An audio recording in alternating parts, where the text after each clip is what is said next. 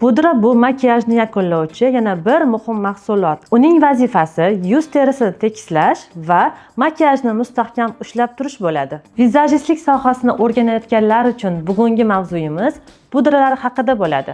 Bugun ularning vazifalari, turlari va qanday tanlash usullari haqida gaplashamiz. Bugungi kunda pudralarning bir nechta turlari mavjud. Ulardan biri kompakt pudra.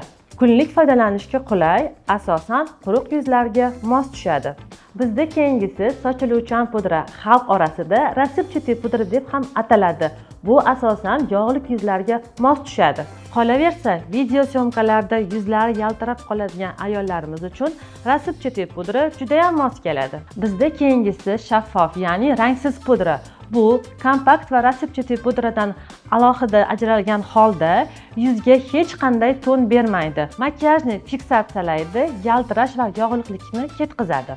Ba'zida shunday holatlar ham kuzatilib turadi. Ayrim ayollarimiz pudradan mutlaqo foydalanishmaydi. Bu noto'g'ri holat degani emas, chunki yuz yaltirashi tabiiy holat bo'lishi ham mumkin. Pudraning tarkibi qanday bo'ladi? U teriga zarar keltirmaydigan yengil va mayda zarrachalardan iborat bo'ladi. Uning asosiy tarkibi talk va kremdan tashkil topgan bo'ladi. Ko'plab zamonaviy pudralar tarkibida vitaminlar, mineral komponentlar va SPF ham bo'ladi. Bu nafaqat makiyaj, balki terini himoya qilish vazifasini ham bajaradi. Nozik va sezgir terilar uchun tarkibida spirt va parfyumlar bo'lmagan pudra tavsiya etiladi. Pudralarning rangini tanlayotganingizda yuz rangidan yarim ton och yoki aynan bir xil bo'lishi kerak. Juda ham to'q rangli bo'lgan pudralar yuzni og'ir qilib ko'rsatib qo'yadi. Juda ham ochi esa yuzga sun'iy effekt beradi. Eng to'g'ri tanlov esa pudrani bo'yin yoki jag' chizig'ida sinab ko'rish hisoblanadi. To'g'ri tanlangan pudra terida bilinmaydi. U makiyajni chiroyli va tabiiy ko'rsatadi. Pudra surtishda